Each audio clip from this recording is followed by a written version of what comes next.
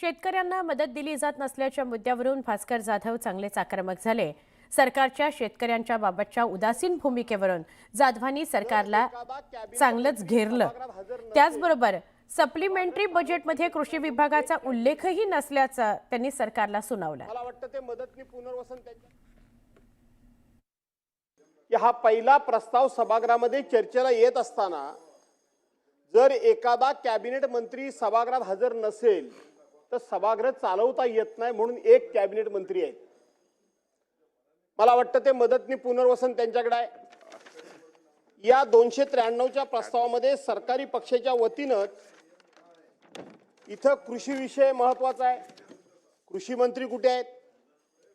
इथं दुग्ध, मत्स्य आणि आपले पशुसंवर्धन मंत्री कुठे आहेत? त्यांचा पत्ता नाही। इथं महसूल मंत्री कुठे आहेत? महसूल मंत्र्यांचा पत्ता नाही।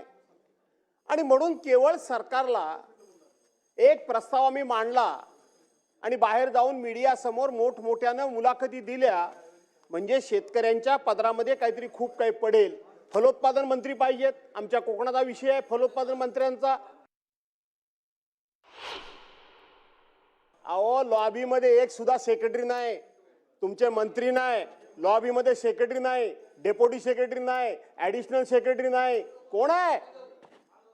काय चाललंय काय? अशा पद्धतीने कामकाज चालवता येतं? चालवा तुम्ही, आमचं काय म्हणणं नाही। आम्ही ओरडतोय, पण सरकारच्या वतीनं इतका गंभीर विषयाचा प्रस्ताव समोर आलेला असताना कुठे आहेत मंत्री? कुठे गेले मंत्री? त्याची दखल कोणी घ्यायची? आणि ज्या जनतेने तुम्हाला सरकार दिलं त्यांना मात्र मदत करण्याकरता तुम्ही प्रस्तावाचं नाटक करता, प्रस्तावाचा बहाणा करता, प्रस्ताव पाठवा म्हणून सांगता। तुमच्या डोळ्यादेखत एवढी सगळं घडलेली घटना असताना प्रस्ताव काय चाललाय? प्रस्ताव कधी आलं? केंद्रीय कृषी पथक, केंद्रीय पाहणी पथक आलं कधी? किती दिवसानंतर ह्या घटना घडल्यानंतर आलं? आणि ते दिवसा आलं की रात्र आलं? हो मंत्री महोदय, पाहणी जी केंद्रीय पथकाने जी केली ती रात्रीची केली, दिवसा का नाही केली? दिवसाही केली का? फक्त तुम्ही जे सांगू शकता तू गेली म्हणून रातोरात पथक आला आणि रातोरात गेलं, त्यांनी कोणत्याही प्रकारची पाहणी केलेली नाही। शेतकरी आत्महत्येच्या मुद्द्यावरून पटोले आक्रमक झाले। राज्यात दररोज 8 शेतकरी आत्महत्या करतायत असं ते म्हणाले। त्यांनी तशी माहिती दिली। मुख्यमंत्र्यांचं नाना पटोलेंना उत्तर होतं की उत्तरानं प्रत्येकाचं समाधान होईल असं नाही, असं सीएम म्हणाले। अध्यक्ष महाराज, हा शेतकऱ्यांच्या जिव्हाळ्याचा रोज शेतकरी 8 शेतकरी या महाराष्ट्रात आत्महत्या करता, हे आपल्या रस्त्यासाठी भूषणावं नाही। हे भूषणावं याला राजकारण करता येणार नाही अध्यक्ष महाराज। आम्हाला तुमच्याकडून अपेक्षा अध्यक्ष महाराज, हे सरकार बोतळ झालं असेल, हे सरकार बोतळ झालं असेल, पण याला तुम्हाला सूचना द्या ना। म्हणून हा प्रश्न राखून ठेवा। ठीक आहे नाना भाऊ, मी ऐकलं, राखून ठेवा, याला उत्तर बसा, खालती बसा।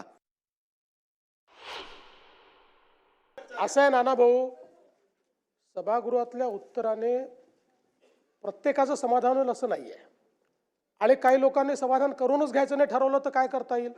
त्यामुळे मुळामध्ये नाही नाही तंबी द्यायची गरज नाही आहे, त्यांनी योग्य उत्तर दिलेलं आहे। तथापि ऐका नाना भाऊ, अशा प्रकारचा विषय प्रश्नोत्तराच्या तासात त्याचा निर्णय होऊच शकत नाही। कसा होऊ शकेल? म्हणून अध्यक्षांनी स्वतः पुढाकार घेतला आणि अध्यक्षांनी या ठिकाणी स्वतः जर सांगितलेलं आहे की मी बैठक घेतो, तर मग आपण त्या बैठकीत विषय मांडून ते विषय पार करून घेतले पाहिजे।